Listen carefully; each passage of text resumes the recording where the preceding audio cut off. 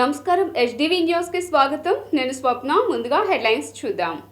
ఎన్నికల శంఖారావం పూరించిన సీఎం జగన్. రాప్తాడు సిద్ధం సభలో టీడీపీ అధినేత చంద్రబాబుపై నిప్పులు జరిగిన సీఎం. పెత్తందారులకు పేదవారికి మధ్య జరగబోయే యుద్ధానికి సిద్ధంగా ఉండాలని పిలుపు. ఇంద్రకీలాద్రిపై శాస్త్రోక్తంగా మల్లేశ్వర స్వామి ఆలయ ధ్వజస్తంభ ప్రతిష్టాపన కార్యక్రమం. స్వామివార్లకు ప్రత్యేక పూజలు చేసిన మంత్రి కొట్టు సత్యనారాయణ. 48వ డివిజన్లో గడప గడపకు మన ప్రభుత్వం కార్యక్రమంలో పాల్గొన్న పశ్చిమ నియోజకవర్గ వైసీపీ ఇన్ఛార్జ్ షేక్ ఆసిఫ్. వైసీపీ ప్రభుత్వం అధికారంలోకి వచ్చిన తర్వాత పశ్చిమ నియోజకవర్గాన్ని ఎంతగానో అభివృద్ధి చేసిందని వెల్లడి. బాంబే కాలనీలో ప్రజా సమస్యల పరిష్కారం కోరుతూ నిరసన దీక్ష చేపట్టిన సిపిఎం. పేదల ప్రభుత్వం అని చెప్పుకునే వైసీపీ ప్రజల సమస్యల పరిష్కారంలో విఫలమైందని సిపిఎం నేత బాబురావు వెల్లడి.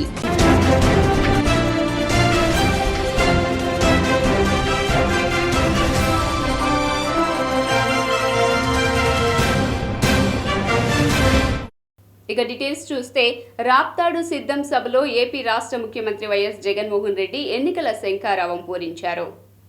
రాప్తాడు సిద్ధం సభలో ఆంధ్రప్రదేశ్ రాష్ట్ర ముఖ్యమంత్రి వైఎస్ జగన్మోహన్ రెడ్డి మాట్లాడుతూ రాయలసీమలో సముద్రం కనిపిస్తోందన్నారు. జన సముద్రం మధ్యలో జిల్లాల విభజన తర్వాత రాయలసీమకు జన సముద్రం వస్తే రాష్ట్రానికి జల సముద్రం వచ్చిందన్నారు.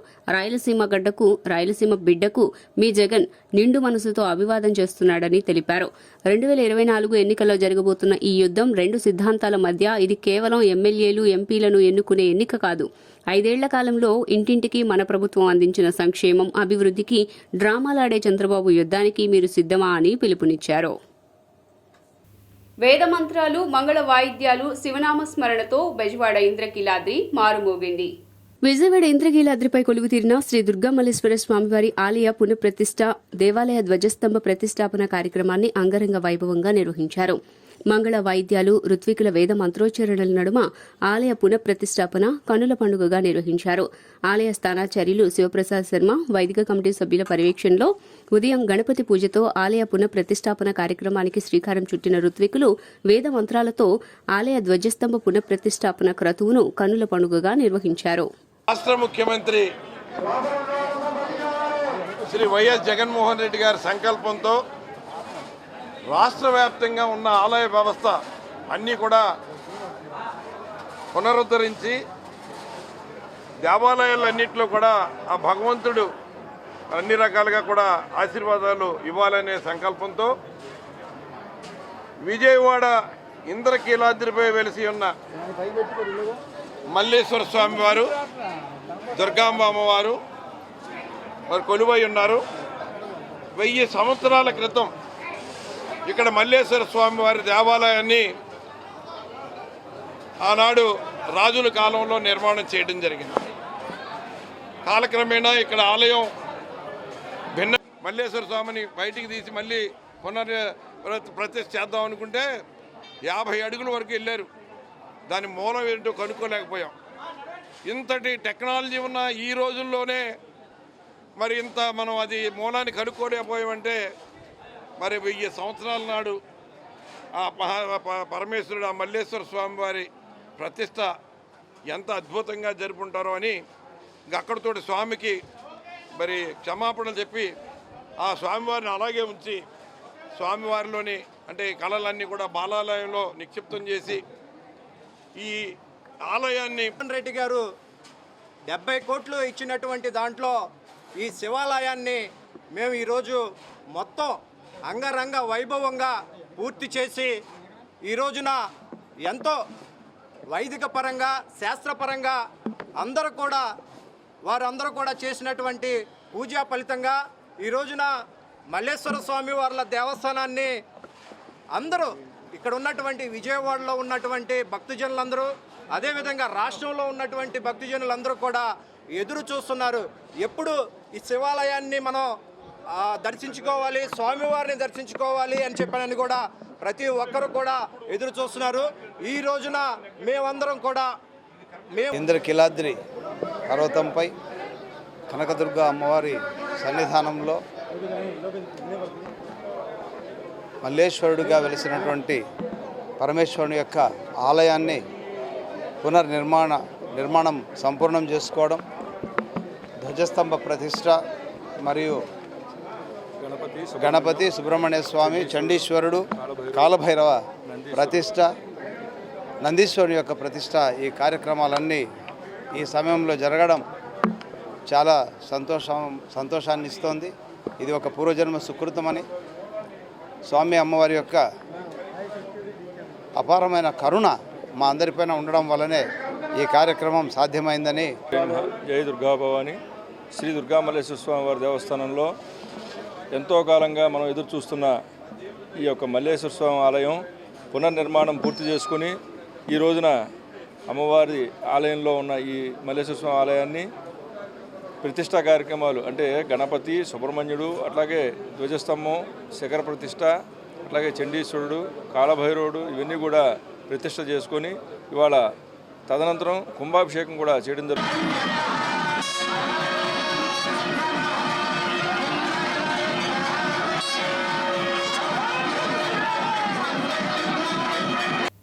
రాష్ట్రంలో వైఎస్ఆర్ కాంగ్రెస్ పార్టీ అధికారంలోకి వచ్చిన తర్వాత నియోజకవర్గం బాగా అభివృద్ధి చెందిందని AP state minorities chairman Sheikh Asif, mayor Rayana Bhagyalakshmi అన్నారు. విజయవాడ పశ్చిమ నియోజకవర్గంలో గడప గడపకు మీ ఆసిఫ్ కార్యక్రమంలో భాగంగా స్టేట్ మైనారిటీస్ చైర్మన్, పశ్చిమ నియోజకవర్గ వైసీపీ సమన్వయకర్త ఆసిఫ్, నగర మేయర్ రాయన భాగ్యలక్ష్మి, 48వ డివిజన్ కార్పొరేటర్ అతులూరి ఆదిలక్ష్మి పెద్దబాబుతో కలిసి పర్యటించారు. గడప గడపకు వెళ్లి ప్రజలతో మమేకమవుతూ ప్రజా సమస్యలు అడిగి తెలుసుకున్నారు. ప్రజా సమస్యలపై దృష్టి సారించి వెంటనే అధికారులను సమస్యలను పరిష్కరించాల్సిందిగా ఆదేశించారు. ఈ సందర్భంగా వారు మాట్లాడుతూ రాష్ట్రంలో వైఎస్సార్ కాంగ్రెస్ పార్టీ అధికారంలోకి వచ్చిన తర్వాత నియోజకవర్గం బాగా అభివృద్ధి చెందిందన్నారు. గత ప్రభుత్వంలో నాయకులు నియోజకవర్గ అభివృద్ధిని విస్మరించి కరోనా కష్ట సమయంలో మొహం చాటేశారని విమర్శించారు. తీసుకొచ్చేసి డబ్బులు కడితే అగ్రిగోల్డ్ బాధితులకి ఏ ఒక్క అగ్రిగోల్డ్ బాధితులకు కూడా వాళ్ళు ఆదుకున్న పాపాన పోలేదు. ఈరోజు మేము పర్యటిస్తుంటే మేమందరం వడ్డీలకు తీసుకొచ్చి అగ్రిగోల్డ్ డబ్బులు కట్టామయ్యా, మాకు ₹1 ఇవ్వలేదు. అలాగే జగనన్నే మాకు వచ్చిన తర్వాత మాకు అగ్రిగోల్డ్ బాధితులను ఆదుకున్నారు. అలాగే రైతు భరోసాకి కూడా ఆయన ఆదుకున్నారు. అలాగే డ్వాక్రా అక్క చెల్లెములకి ఆసరా కింద మొన్న ₹89 కోట్ల జగన్మోహన్ రెడ్డి గారు ఇచ్చారంటే మరి ఏ ముఖ్యమంత్రి గత ప్రభుత్వంలో చేసిన అప్పులకి ఆయన జవాబుదారీ తీసుకొని గత ప్రభుత్వంలో తినేసిన డబ్బులకి ఈ జగన్మోహన్ రెడ్డి గారు వచ్చిన తర్వాత ఆయన అందరికీ ఆదుకునే విధంగా ఈ ప్రభుత్వం నడుపుతున్నారు. మరి అలాగా సంక్షేమ పథకాలు ఇస్తున్నారు. కరోనా సైతం లెక్క చేయకుండా 2 సంవత్సరాలు కరోనాలో ఉన్నా సరే ఏ ఒక్క సంక్షేమ పథకం ఆగకుండా కంప్లైంట్ ఉండేది కాదు. అంత చక్కగా ఉండేవి. కొండ ప్రాంతంలోన ఇది కొండరాయితోటి కట్టిన మెట్లు ప్రాంతం కాబట్టి అంత గట్టిగా ఉండేది. అండర్ గ్రౌండ్ డ్రైనేజీ చేస్తామని చెప్పి పూర్తిగా కొండ ప్రాంతాన్ని మొత్తాన్ని గుల్ల చేసేసి పందికొక్కులు వచ్చేసి తవ్వేసి ఆ ఇళ్లల్లోన పక్కన డ్రైన్స్ పక్కన ఉన్న ఇళ్లల్లో కూడా వాటర్ దిగిపోయేంత పరిస్థితి, అంత ప్రమాదకరంగా తయారు చేసినారు. తప్పితే కానీ ఆ ఏదైతే అండర్ గ్రౌండ్ డ్రైనేజీ పెట్టినారో ఆ యూజీడీ కనెక్షన్స్ కూడా కనీసం ఇవ్వకుండా, అది ఆర్డర్లో కూడా పెట్టకుండా, ఫంక్షనింగ్లో కూడా పెట్టకుండా ఏం పని చేశారు, ఎందుకు చేశారు, అది ఉపయోగపడేది కాదా అన్నది కూడా లేకుండా నానా నరకం చేసి పెట్టారు కొండ ప్రాంతాలని. ఈరోజు మళ్ళీ పెద్దబాబు గారు అలాగే ఆదిలక్ష్మి గారు ఆధ్వర్యంలోన 10 కోట్లు వెచ్చించి ఈరోజు కొండ ప్రాంతంలో ఉన్న ఏదైతే 40 years నుంచి ఓల్డ్ పైప్ లైన్స్ ఉన్నాయో పెడుతున్నారు. ఇది బాధని చెప్తే ఎమ్మటే దాన్ని స్పందించి దాన్ని క్లియర్ చేస్తున్నారు. మా డీజిల్లో ప్రతి ఒక్కరు ఇప్పుడు ఇది బాధని ఎక్కువ ఎవరు చెప్పలేదు. 1, 2 అనేది సహజం, ఎక్కడైనా వస్తుంది అది. అంతేగాని మా జగన్మోహన్ రెడ్డి గారు వచ్చాక పరిపాలన బాగుంది, మా ప్రజలు బాగున్నారు, వాళ్ళ ఇంటికి వచ్చే పథకాలు చాలా బాగున్నాయి. చాలా ఇంకా ముందు కూడా జగన్మోహన్ రెడ్డి గారిని గెలిపించుకోవాలి మనందరం. చంద్రబాబు టికెట్ ఇవ్వకున్నా తాను వ్యతిరేకించనని టీడీపీ సీనియర్ నేత బుద్దా వెంకన్న స్పష్టం చేశారు. తెలుగుదేశం అధినేత చంద్రబాబుపై అధికార వైసీపీ నేతలు చేసిన ఆరోపణలు, విమర్శలపై మాజీ ఎమ్మెల్సీ బుద్దా వెంకన్న గట్టిగా కౌంటర్ ఇచ్చి వార్తల్లో నిలిచే విషయం అందరికీ తెలిసిందే. విజయవాడ పశ్చిమ నియోజకవర్గం అసెంబ్లీ స్థానం నుంచి కానీ అనకాపల్లి పార్లమెంట్ స్థానం నుంచి కానీ పోటీ చేయాలని భావిస్తున్న వెంకన్న తాజాగా చంద్రబాబుపై వినూత్న రీతిలో తన అభిమానాన్ని చాటుకున్నారు. తన రక్తంతో ఫ్లెక్సీలోని చంద్రబాబు కాళ్లు కడిగారు. గోడపై సిబిఎన్ జిందాబాద్, నా ప్రాణం మీరే అంటూ రక్తంతో రాశారు. ఈ సందర్భంగా బుద్ధ వెంకన్న కీలక వ్యాఖ్యలు చేశారు. కొన్ని వాస్తవాలు చంద్రబాబుకు తెలియాలనే ఈ కార్యక్రమం చేపట్టినట్లు తెలిపారు. విజయవాడ నగర అర్బన్ అధ్యక్షుడు 6 ఏళ్లు పనిచేసిన తనను చంద్రబాబు 3 జిల్లాల ఇన్ఛార్జిగా నియమించారని తెలిపారు. రానున్న ఎన్నికల్లో పోటీ చేస్తానని ఇప్పటికే పార్టీ అధిష్టానానికి చెప్పానని, పార్టీకి లాయల్టీగా ఉన్నవారికి ప్రాధాన్యతనివ్వాలని కోరుతున్నట్లు బుద్ధ వెంకన్న వెల్లడించారు. ఒక్క మాట ముందు చెప్తాను, నేను చెప్పిన తర్వాత చంద్రబాబు నాయుడు గారి నిర్ణయాన్ని మళ్ళీ నేను వ్యతిరేకించాను. చంద్రబాబు గారు నాకు దేవుడు అన్నాక నాకేదో ఇవ్వలేదని మళ్ళీ నేను ఆయన విమర్శించాను. అయితే కొన్ని వాస్తవాలు మీడియా ద్వారా చంద్రబాబు గారికి తెలియాలనే ఈ కార్యక్రమం చేస్తున్నాం. చంద్రబాబు నాయుడు గారు నాకు ఎమ్మెల్సీ పదవి ఇవ్వడం జరిగింది. ఇచ్చిన తర్వాత ఈ రాష్ట్రంలో తెలుగుదేశం పార్టీ అధికారంలో ఉన్న తెలుగుదేశం పార్టీ ఎవరో కూడా ఏ శ్రేణులు కూడా గట్టిగా మాట్లాడలేకపోతే చంద్రబాబు నాయుడు గారే నేను మాట్లాడుతున్నానని నన్ను ఎంకరేజ్ చేసి నాకనే మా గ్రహచారం బాగాక మళ్ళీ ఎన్నికయ్యాడు. అయితే వాడు మళ్ళీ ఎమ్మెల్యే బుద్ధ వెంకన్న తీయాలి. వాడు ఏజెండా వేరేది లేదు. ఫైట్ చేస్తున్నా తీయాలి తీయాలి తీయాలి తీయాలి అనే ఒకటి తప్ప వేరేదే లేదు. అయినా సరే చంద్రబాబు నాయుడు గారికి నా గౌరవంతో రాష్ట్ర ప్రధాన కార్యదర్శి ఇచ్చి 3 జిల్లాలకు ఇన్ఛార్జిగా వేశారు ఉత్తరాంధ్రకి. ఇప్పుడు కూడా అన్నా నేను. అయితే ఇంకా గౌరవం పెంచాడు కానీ చంద్రబాబు నాయుడు గారు ఎక్కడ నన్ను తగ్గించలే. మీడియా వాళ్ళకి తెలుసు, రాష్ట్ర ప్రజలకు తెలుసు, తెలుగుదేశం పార్టీ శ్రేణులకు తెలుసు, ఆఖరికి వైసీపీ వాళ్ళకి కూడా తెలుసు. ఏంటి, ప్రభుత్వం పోయాక చంద్రబాబు నాయుడు గారి కుటుంబం తప్ప ఈ మీ ఫీలింగ్స్ చూడడానికి నేను అన్నా. అంటే నేనంటే మీకు మహా ఇష్టం, నాకు తెలుసు. చంద్రబాబు నాయుడు గారికి నేనంటే మహా ఇష్టం. ఈ రాష్ట్రంలో మా అని ఎవరితో అన్నా ఒత్తు పల్లికి మా ఎంకన్న అని ఎవరి దగ్గర చెప్పగలిగితే నా గురించే చెప్పాడు ఆయన. మళ్ళీ ఫైనల్గా ఎన్ని కూడా చెప్పి నేను అప్పీల్ చేస్తున్నా, విజయవాడ వెస్ట్ కానీ అనకాపల్లి పార్లమెంట్ సీటు కానీ నన్ను పోటీ చేయించండి. ఈ సంకీర్ణ ప్రభుత్వాల్లో మీకెప్పుడు నేను విధేయుడిగా ఉంటా. అండగాదు, మీరు మాకండ విధేయుడిగా ఉంటా. లేదా మా ఇంటికాంచి మీ ఇంటికి వాకబుల్ డిస్టెన్స్ నడవడానికి వెస్ట్ టికెట్ ఇవ్వండి, నేను మీకు ఎప్పుడూ కూడా అందుబాటులో ఉంటాను. అట్లా అమ్ముకుండేవాడు. అలాంటి ఆయన కూడా 2 సార్లు ఎంపీ చేశాడు ఆయన. వాళ్ళు చంద్రబాబు గారి గురించి మాట్లాడతాడు. నా జీవితం నేను బతుకున్నంత వరకు నా ప్రాణం చంద్రబాబు నాయుడు గారి గురించే పనిచేస్తుంది. నా జీవితం చంద్రబాబు నాయుడు గారికే అంకితం, చంద్రబాబు నాయుడు గారి ఫ్యామిలీకి అంకితం. దయచేసి నాకు విజయవాడ వెస్ట్ కానీ అనకాపల్లి పార్లమెంట్ సీటు కానీ ఇవ్వాల్సిందిగా. పేదల ప్రభుత్వం అని చెప్పుకునే వైసీపీ వాంబే కాలనీలోని ప్రజా సమస్యలను పరిష్కరించడంలో ఎందుకు నిర్లక్ష్యం వహించిందని సిపిఎం నేత బాబురావు ప్రశ్నించారు. విజయవాడ వాంబే కాలనీలో పట్టాలు, రిజిస్ట్రేషన్లు, ఇళ్ల స్థలాలు, రైల్వే అండర్ బ్రిడ్జ్ కోరుతూ సిపిఎం నిరసన దీక్ష చేపట్టింది. ఈ దీక్షను సిపిఎం నేతలు బాబురావు, డివి కృష్ణ, కాశీనాథ్లు ప్రారంభించారు. అనంతరం బాబురావు మాట్లాడుతూ నగరంలోని వివిధ ప్రాంతాలు కాలువ కట్టలపై నివసిస్తున్న పేదలను తొలగించి వాంబే కాలనీలో పునరావాసం కల్పించారని, 20 సంవత్సరాలు గడిచినా వారికి హక్కుపాత్రాలు ఇవ్వలేదని, రిజిస్ట్రేషన్ చేయలేదన్నారు. పేదల ప్రభుత్వంగా చెప్పుకునే వైసీపీ ఇంటికి 4,000 నుండి 8,000 వరకు వసూలు చేసి కూడా ఇప్పటికీ రిజిస్ట్రేషన్ పట్టాలు ఇవ్వలేదన్నారు. గతంలోని తెలుగుదేశం, ఇప్పుడు వైసీపీ పేదలకు స్థలాలు, ఇళ్లు ఇవ్వకుండా మోసం చేశాయని ధ్వజమెత్తారు. వేల మంది బతుకుతున్నారు. వైసీపీ ప్రభుత్వం పేదల ప్రభుత్వం అని, ముఖ్యమంత్రి పేదల ముఖ్యమంత్రి అని చెప్పుకోవటం తప్ప చేసిందేమీ లేదు. 5 ఏళ్లలో కనీసం వాళ్ళకి రిజిస్ట్రేషన్ చేసిన కాగితం ఇవ్వడానికి ఇంతవరకు తీరిక దొరకలా. అంతకుముందున్న తెలుగుదేశం వాళ్ళు మోసం చేశారు. మేము సరి చేస్తామని చెప్పారు, కానీ ఇంతవరకు పట్టాలు ఇవ్వాల. అసలు స్థలమే చూపించినట్టు జగనన్నలకి రిజిస్ట్రేషన్ చేస్తున్నారంట. 20 ఏళ్ల నుండి ఆ ఇంట్లో వాళ్ళు కాపురం ఉంటా ఉంటే దానికి రిజిస్ట్రేషన్ మాత్రం ఒక్కొక్కళ్ళ దగ్గర నుండి 4,000, 8,000 రూపాయలు డబ్బు వసూలు చేసి ఖజానాలో వేసుకున్నారు తప్ప ఇంతవరకు ఇవ్వాల. ఏం అడ్డం వచ్చింది 5 ఏళ్ళ మీకు అని అడుగుతూ ఉన్నాం. అంటే ఎన్నికల ముందు ఆశ పెట్టడం, మోసం చేయటమేనా మీ పని? పైపెచ్చు అద్దెలు కొన్న వాళ్ళకి ఇళ్ళు ఇవ్వాల. స్థలాలు అన్నారు, అమరావతి రాజధానిలో మీకు స్థలాలు అన్నారు, తిప్పారు. 20 ఏళ్ల కిందట ఏర్పాటు అయినటువంటి వాంబే కాలనీ దురదృష్టం ఏంటంటే ప్రభుత్వాలు మారుతూ ఉన్నాయి, పట్టాలు మాత్రం రావట్లా, రిజిస్ట్రేషన్లు చేయడంలా. కమ్యూనిస్టులు అధికారంలో ఉన్నప్పుడు ఎల్బిఎస్ నగరు, రాజీవ్ నగరు, కొత్త రాజీవ్ నగరు, మొత్తం ఆ ప్రాంతం అంతా శాంతినగరు 15 రూపాయలు 5 రూపాయలకి. స్టాండింగ్ కమిటీ చైర్మన్గా అప్పుడు బాబురావు ఉన్నాడు. ఆ టైంలో 5 రూపాయలు 15 రూపాయలు రిజిస్ట్రేషన్కే ఆ కాలనీలో పట్టాలు ఇప్పించేటువంటి దానికి జరిగింది. మరి ఇప్పుడు వైసీపీ పాలకపక్షం కౌన్సిల్లో కనీసం ప్రతిపాదన పెడితే బాంబే కాలనీ రిజిస్ట్రేషన్లు ఇవ్వాలని చెప్పి ఆ ప్రతిపాదన ఆమోదించకపోవటం కాదు కదా, ఎజెండాలోకి రానివ్వకుండా తీసేస్తా ఉన్నటువంటి పరిస్థితి కూడా చూసాం. మరి ఇక్కడ కార్పొరేటర్ ఏం చేస్తూ ఉన్నాడు? గుడ్డిగుర్రానికి యుద్ధం చేస్తున్నానని జగన్మోహన్ రెడ్డి గారు చెప్తున్నారు. బాంబే కాలనీ ప్రజలు పేదల ధనికుల? మరి పేదల తరపున ధనికుల మీద పెత్తందారుల మీద యుద్ధం చేసేవాడు బాంబే కాలనీకి పట్టా ఇవ్వడానికి డిమాండ్ని ఎందుకు చేయరు?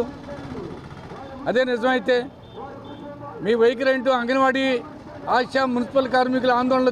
తొలగించిన విజయవాడ రైల్వే కాంట్రాక్టు కార్మికులను ఫిబ్రవరి 20వ తేదీలోగా విధుల్లోకి తీసుకోవాలని సిఐటియు నాయకులు డిమాండ్ చేశారు. నిబంధనలకు విరుద్ధంగా రక్షక్ సర్వీస్ సంస్థ కార్మికులను తొలగించిందని ఆగ్రహం వ్యక్తం చేశారు. కార్మికులను విధుల్లోకి తీసుకోవాలని అసిస్టెంట్ లేబర్ కమిషన్ ఆదేశాలు ఇచ్చినప్పటికీ పట్టించుకోకపోవడం దుర్మార్గమన్నారు. విజయవాడ శ్రీశ్రీ భవన్లో ఏర్పాటు చేసిన విలేకరుల సమావేశంలో మాట్లాడిన రైల్వే అధికారులు ఇప్పటికైనా స్పందించి కార్మికులను విధుల్లోకి తీసుకోవాలని, లేని పక్షంలో 20వ తేదీ తరువాత ఉద్యమాన్ని తీవ్రతరం చేస్తామని హెచ్చరించారు. ఇదంతా రైల్వే అధికారులకి అంతా తెలుసు, తెలియదంటూ ఏమీ లేదు. కానీ రైల్వే అధికారులు ఏమాత్రం చట్టబద్ధంగా వ్యవహరించే పరిస్థితిలో లేరు. గవర్నమెంట్ రూపొందించిన చట్టాలని, కార్మిక చట్టాలని ప్రభుత్వ రంగ సంస్థే అమలు చేయడానికి నిరాకరిస్తుంది. ఇది రైల్వేకి తగదు అనేది మా సిఐటిగా చెప్పదలుచుకున్నాం. రైల్వే ఉన్నతాధికారులు బెస్ట్ అవార్డులు తీసుకున్నారు, ఢిల్లీ వెళ్ళి రైల్వే స్టేషన్ విజయవాడలో పారిశుద్ధ్యం బాగుందని. ఎవరి వల్ల వచ్చింది? అధికారులు క్లీనింగ్ చేస్తే వచ్చిందా? కార్మికులు క్లీనింగ్ చేస్తే వచ్చిందా? అంటే అవార్డులేమో మీరు పొంది, అవార్డులు మీ చేతి మీదుగా తీసుకుని మీరు మెప్పు పొందాలా? కార్మికులు అన్యాయంగా తొలగించబడి వాళ్ళు కడుపు కోత గురవుతుంటే మీకు పట్టదా? కార్మికులు, కాంట్రాక్ట్ కార్మికులు అంటే రైల్వే అధికారులకు ఎందుకు సులకనని మేము ప్రశ్నించదలుచుకున్నాం. ప్రజల సొమ్ముతోనే మీకు జీతాలు వస్తున్నాయి, ఆ ప్రజల సొమ్ముతోనే వీళ్ళకి జీతాలు ఇస్తున్నారు. విజయవాడ రైల్వే స్టేషన్లో అనేక సంవత్సరాల నుంచి ఈ ప్లాట్ఫామ్స్, ట్రాక్ క్లీన్ చేస్తున్నటువంటి కాంట్రాక్ట్ కార్మికులు వివిధ కాంట్రాక్టుల కింద పనిచేస్తున్నారు. వీళ్ళు 2023 జూలై 15వ తేదీ నుంచి రక్షక్ సర్వీసెస్ అనేటువంటి ఒక సంస్థ కింద అంతకుముందు పనిచేశారు. ఆ సంస్థకే మళ్ళీ రైల్వే వాళ్ళు టెండర్ ఇచ్చారు. టెండర్ ఇచ్చి పనులు ప్రారంభించిన వెంటనే 122 మందిని ఆ సంస్థ యాజమాన్యం తొలగించింది. ఇది అక్రమం, చట్టవిరుద్ధం. ఈ కాంట్రాక్ట్ కార్మికులకి ఏదైనా ఇష్యూ వచ్చినప్పుడు, లేదంటే సంస్థ మూసివేసినప్పుడు, లేదంటే ఏదైనా చేసినప్పుడు చట్టాలు పాటించాలి. చట్ట ప్రకారంగా వాళ్ళకి నోటీస్ ఇవ్వాలి, వాళ్ళ సర్వీస్ని కౌంట్ చేయాలి, సీనియర్ లెవెల్ని తీయకూడదు. ఇది ఇండస్ట్రియల్ డిస్ప్యూట్ యాక్ట్, పారిశ్రామిక వివాదాల చట్టంలో ఉంది, కాంట్రాక్ట్ లేబర్ యాక్ట్ చట్టంలో ఉంది. 70 సంవత్సరాలు దాటిన వృద్ధులకు సన్మాన కార్యక్రమం నిర్వహించామని సత్యసాయి సేవా సమితి బృందం తెలియజేసింది. భగవాన్ శ్రీ సత్యసాయి సేవా సమితి ఆధ్వర్యంలో గ్రీన్ పార్క్ కాలనీ శ్రీ రామమందిర ప్రాంగణంలో వేంచేసి ఉన్న రైల్వే సమితి నందు 13వ వార్షికోత్సవం సందర్భంగా భీమరథ శాంతి 70 సంవత్సరాలు దాటిన వృద్ధులకు సన్మాన కార్యక్రమం జరిపించామని, మరియు సత్యసాయి సేవా సమితి బృందం వేద భజన 108 సార్లు సాయి గాయత్రి నామాలు మాతృవందనం పారాయణం చేయటం జరిగిందని సత్యసాయి సేవా సమితి కన్వీనర్ ప్రసాద్, రమాదేవి, ఎన్టీఆర్ జిల్లా ఆధ్యాత్మిక కోఆర్డినేటర్ క్రాంతి మరియు సంస్థ సభ్యులు, బాల వికాస విద్యార్థులు పాల్గొనడం జరిగిందని సత్యసాయి సేవా సమితి వారు తెలియజేశారు. ఈ కార్యక్రమంలో నాగమణి, శెట్టి, నరసమ్మ తదితరులు పాల్గొన్నారు.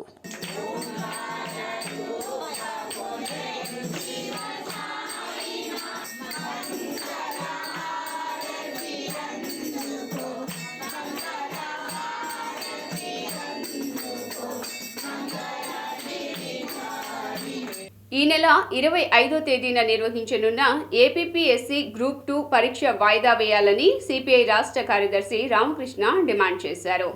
APPSC group 2 SBI clerk mains పరీక్షలు రెండూ ఒకే రోజున ఉండటంతో అభ్యర్థులకు నష్టం జరుగుతోందని ఆందోళన వ్యక్తం చేశారు.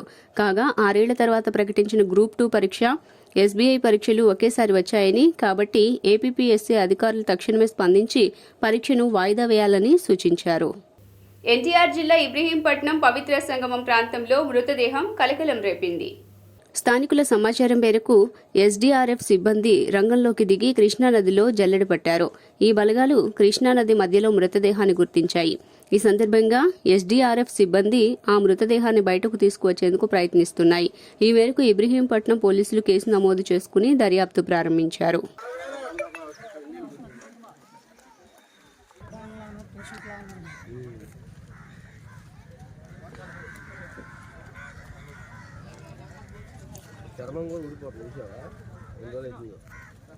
పుట్టుకతో అత్యంత క్లిష్టమైన గుండె జబ్బులున్న చిన్నారులకు విదేశీ వైద్యులు పునర్జన్మ ప్రసాదించారు. Doctor YSR Aarogyasri healing little heart UK charity సౌజన్యంతో విజయవాడలోని ఆంధ్ర హాస్పిటల్లో ఈ నెల 12 నుంచి 17వ తేదీ వరకు నిర్వహించిన 28వ ఉచిత క్యాంపులో 25 మంది పిల్లలకు ఉచిత గుండె శస్త్రచికిత్సలు నిర్వహించారు. ఈ సందర్భంగా శనివారం నిర్వహించిన విలేకరుల సమావేశంలో ఆసుపత్రి paediatric chief doctor PV Ramarao మాట్లాడుతూ repair of vascular ring, tetralogy of Fallot absent pulmonary volume, tetralogy of Fallot double outlet right ventricle, repair of Ebstein's anomaly తదితర అత్యంత క్లిష్టమైన జబ్బులున్న వారికి శస్త్రచికిత్సలు నిర్వహించినట్లు తెలియజేశారు. కానీ పరిస్థితులు చాలా దారుణంగా ఉండేవి.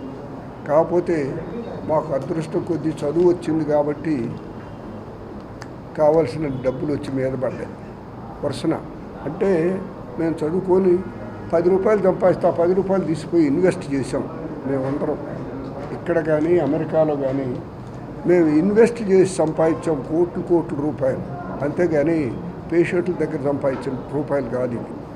కాబట్టి మా అన్న కానీ మేమందరం కుటుంబం అంతా we invested in real estate in America and in India and వాళ్ళు మన ఆంధ్ర హాస్పిటల్ అంటే స్పెషల్గా వస్తున్నారంటే దానికి కారణం ఇక్కడ ఉన్న ఇన్ఫ్రాస్ట్రక్చరు, ఆంధ్ర హాస్పిటల్ యొక్క యాజమాన్యం ఇస్తున్న సహకారం, అదేవిధంగా ఇక్కడున్న కార్డియాక్ సర్జరీ టీం కానీ ఇంటెన్సివ్ కేర్ సపోర్ట్ కానీ దానివలన ఆ పిల్లలకి ఆల్మోస్ట్ 100% సక్సెస్ రేట్ తోటి ఈ చిన్న పిల్లలందరికీ కూడా ఒక కొత్త జీవితాన్ని ఇస్తున్నాము అనే ఒక మంచి ఆలోచనతోటి ప్రపంచంలో ఉన్న మిగతా హాస్పిటల్స్లో కన్నా కూడా ఆల్మోస్ట్ 28 టైమ్స్ మన హాస్పిటల్కి వాళ్ళు విజిట్ చేయడం జరిగింది. మనందరికీ తెలుసు పిల్లల ఆపరేషన్స్ అనేవి ఈవెన్ ఆంధ్రప్రదేశ్, తెలంగాణ, బెంగళూరు, చెన్నై ఈ ప్రధాన పట్టణాలలో కూడా 100 హాస్పిటల్స్ ఉంటే 1-2 హాస్పిటల్స్లోనే ఇవన్నీ జరుగుతాయి.